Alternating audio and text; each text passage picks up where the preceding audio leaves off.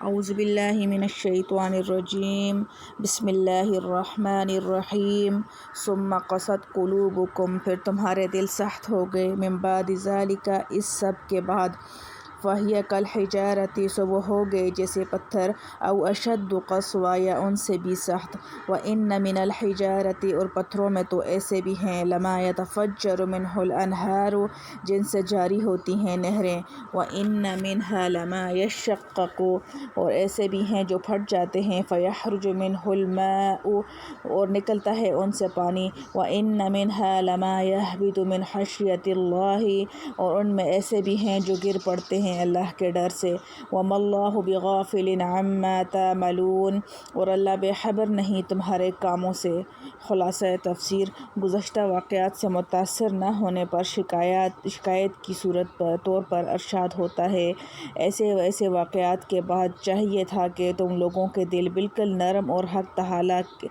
کی عظمت سے پر ہو جاتے، لیکن تمہارے دل پھر بھی سخت ہی رہے، تو یوں کہنا چاہیے کہ ان کی مثال پتھر کی سی ہے، یا یوں کہیے کہ وہ سختی میں ان سے بھی زیادہ سخت ہیں، اور زیادہ سخت اس وجہ سے کہا جاتا ہے، بعض پتھر تو ایسے ہیں جن سے بڑی بڑی نہریں پھوٹ کر چلتی ہیں، اور انہی پتھروں میں بعض ایسے ہیں جو شق ہو جاتے ہیں، پھر ان سے اگر زیادہ نہیں تو تھوڑا ہی پانی نکل آتا ہے، اور انہی پتھروں میں بعض ایسے ہیں جو خدا تعالیٰ کے خوف سے اوپر سے نیچے لڑھک آتے ہیں، اور تمہارے قلوب میں کسی قسم کا اثر ہی نہیں ہوتا،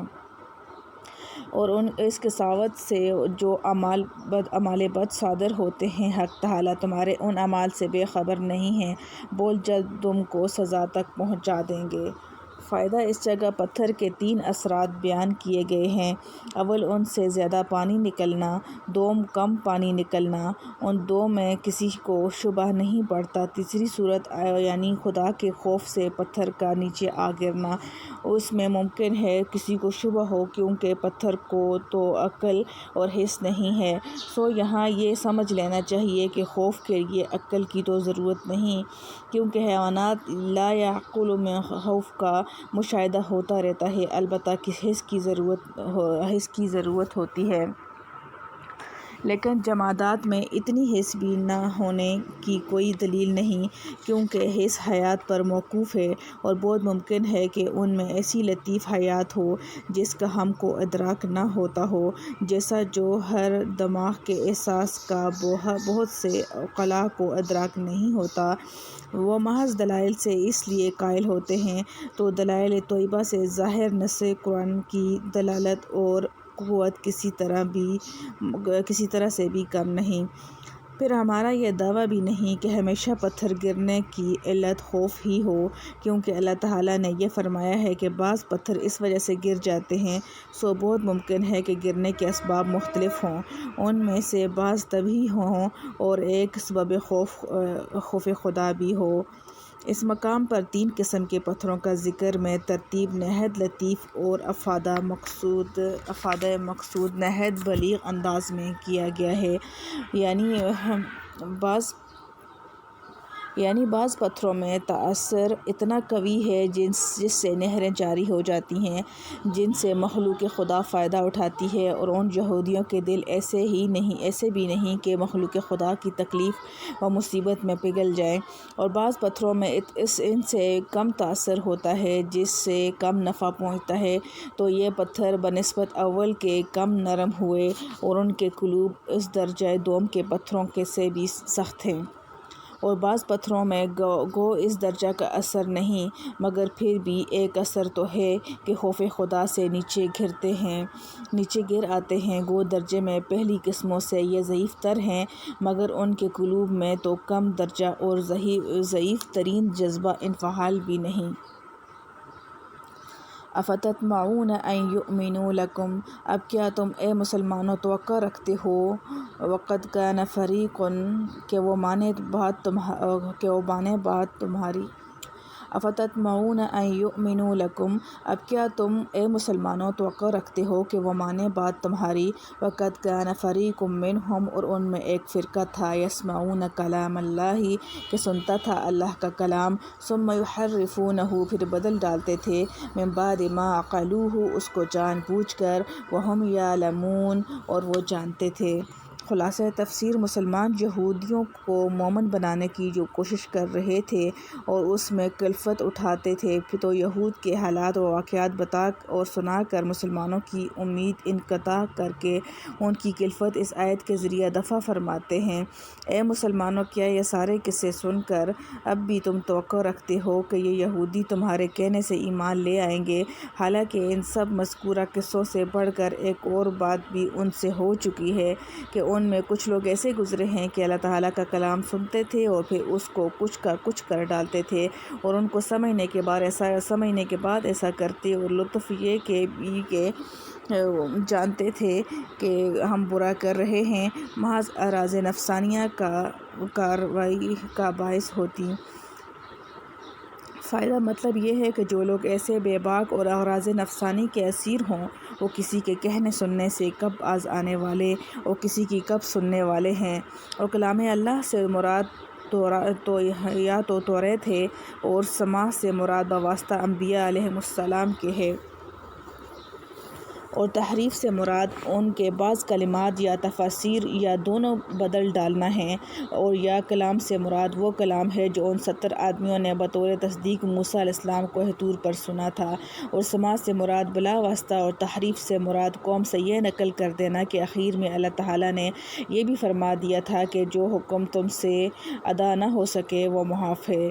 امور مذکورہ بالا میں سے کسی امر کا صدور گو ان یہودیوں سے نہ ہوا ہو جو حضرت صلی اللہ علیہ وسلم کے زمانے میں موجود تھے، لیکن چونکہ یہ لوگ بھی اپنے اسلاف کے ان اعمال پر انکار و نفرت نہ رکھتے تھے، اس لیے حکماً یہ بھی ویسے ہی ہوئے۔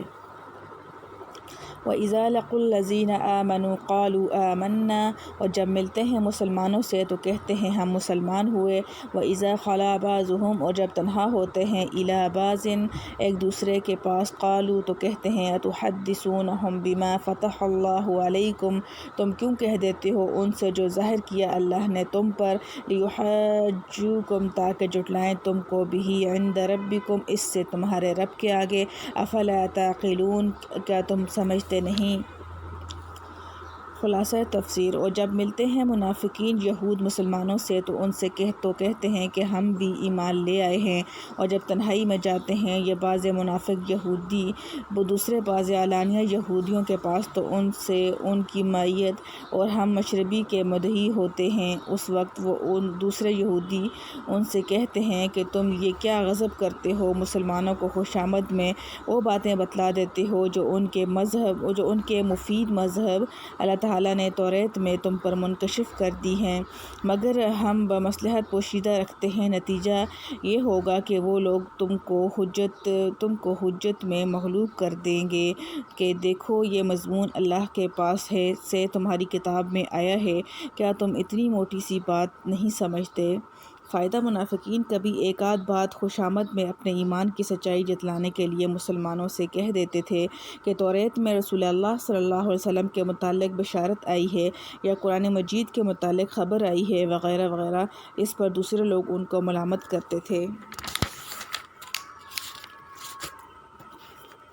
افلا یعلمون ان اللہ، کیا اتنا بھی نہیں جانتے کہ اللہ کو معلوم ہے، ما یسرون وما یعلنون، جو کچھ چھپاتے ہیں اور جو کچھ ظاہر کرتے ہیں۔ ومنہم امیون لا یعلمون الکتاب، اور بعض ان میں بے پڑھے ہیں کہ خبر نہیں رکھتے، الا امانی،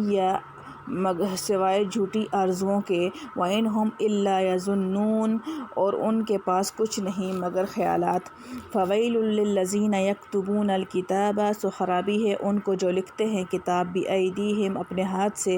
ثُمَّ يَقُولُونَ پھر کہہ دیتے ہیں، هَٰذَا مِنْ عِندِ اللَّهِ، یہ خدا کی طرف سے ہے، لِيَشْتَرُوا بِهِ ثَمَنًا قَلِيلًا تاکہ لیں اس پر تھوڑا سا مال، فَوَيْلٌ لَّهُمْ، تو ان کو فَوَيْلٌ لَّهُم مِّمَّا كَتَبَتْ أَيْدِيهِمْ، سو خرابی ہے ان کو اپنے ہاتھوں سے لکھے کی، وَوَيْلٌ لَّهُم مِّمَّا يَكْسِبُونَ، اور خرابی ہے ان کو اپنی اس کمائی سے۔ خلاصہ تفسیر کیا ان کو اس کا علم نہیں ہے کہ حق تعالیٰ کو سب خبر ہے ان چیزوں کی بھی جن کو وہ مخفی رکھتے ہیں اور ان کی بھی جن کا وہ اظہار کرتے ہیں؟ تو اگر منافقین نے مومنین سے اپنا کفر چھپایا تو کیا ان ملامت گروہ نے حضور صلی اللہ علیہ وسلم کی بشارت وغیرہ کے مضامین چھپائے تو کیا اللہ تعالیٰ کو سب خبر ہے؟ چنانچہ اللہ تعالیٰ نے ان دونوں مضامین سے مسلمانوں کو جا بجا مطلع فرمایا دیا ہے۔ اس آیت میں تو یہودیوں کے خواندہ لوگوں کا ذکر تھا، آگے ان کے ناخواندہ لوگوں کا ذکر اس طرح فرماتے ہیں کہ اور ان یہودیوں میں بہت سے ناخواندہ بھی ہیں جو کتابی علم نہیں رکھتے لیکن بلا سن دل خوش کن باتیں بہت یاد ہیں، اور وہ لوگ کچھ اور نہیں ویسے ہی بے بنیاد خیالات پکا لیتے ہیں، اور اس کی وجہ یہ ہے کہ کچھ تو ان کے علماء کی تعلیم ناقص اور مخلوط ہے اور پھر اوپر سے ان میں فہم کی کمی ہے۔ ایسی صورت میں بجز بے بنیاد خیالات کے حقائق واقعہ کی تحقیق کہاں نصیب ہو سکتی ہے؟ بقول شخص کریلا اور نیم چڑھا، اس میں مٹھاس کہاں؟ اور چونکہ ان کی اس توہم پرستی میں ان کے علماء کی خیانت بڑا سبب ہے، اس لیے جرم میں بھی وہ اپنے عوام سے زیادہ ہوئے۔ اسی کا بیان اب یہاں کرتے ہیں۔ جب عوام مذکورین قابل زجر بھی ہیں اور ان کے جہل کا اصلی سبب ان کے علماء ہی ہیں، تو بڑی خرابی ان کی ہوگی جو لکھتے ہیں بدل صدل کر کتاب توریت کو اپنے ہاتھوں سے، اور پھر عوام سے کہہ دیتے ہیں کہ یہ حکم خدا کی طرف سے یوں ہی آیا ہے، اور غرض صرف یہ ہوتی ہے کہ اس کے ذریعہ کچھ نقد قدر قلیل وصول کر لیں۔ سو بڑی خرابی پیش آئے گی ان کی اس تحریف کتاب کی بدولت بھی جس کو ان کے ہاتھوں نے لکھا تھا، اور بڑی خرابی ہوگی ان کو اس نقد کی بدولت بھی جس کو وہ وصول کر لیا کرتے تھے۔ فائدہ عوام کی رضاجوئی کے لیے غلط سلط مسئلے بتاتے ہیں، مسئلے بتا دینے سے ان کو کچھ نقد وغیرہ بھی وصول ہو جاتا تھا اور ان کی نظر میں وقت اور وقار بھی رہتا تھا۔ اسی غرض سے توریت میں لفظی اور معنوی پھیر پھار بھی کرتے رہتے تھے۔ اس آیت میں اسی پر وعید سنائی گئی ہے۔ وَقَالُوا لَن تَمَسَّنَا النَّارُ، اور کہتے ہیں ہم کو ہرگز آگ نہ لگے گی، إِلَّا أَيَّامًا مَّعْدُودَةً، مگر چند روز گنے چنے۔ قُلْ أَتَّخَذْتُمْ، کہہ دیجئے کیا تم لے چکے ہو عند اللہ، اللہ کے یہاں عہدًا قرار، فَلَن يُخْلِفَ اللَّهُ، اب ہرگز خلاف نہ کرے گا اللہ عہدہ اپنا اقرار، أَمْ تَقُولُونَ، یا جوڑتے ہو علی اللہ ما لا تعلمون، اللہ پر جو تم نہیں جانتے۔ خلاصہ تفسیر، اور یہودیوں نے یہ بھی کہا کہ ہرگز ہم کو آتش دوزخ چھوئے گی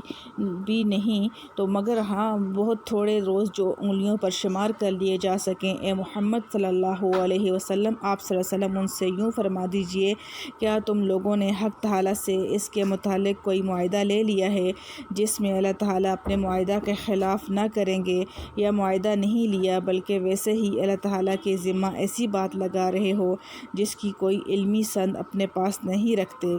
فائدہ یہود کے اس قول کی مفسرین نے مختلف تقریریں کی ہیں، من جملہ اس کے یہ ہے کہ یہ امر محقق ہے یا کہ مومن اگر عاصی ہو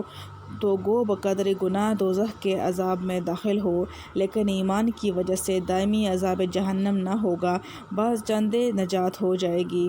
پس یہود کے دعوے کا حاصل یہ تھا کہ چونکہ ان کے بزم دین موسوی منسوخ نہیں ہے لہٰذا وہ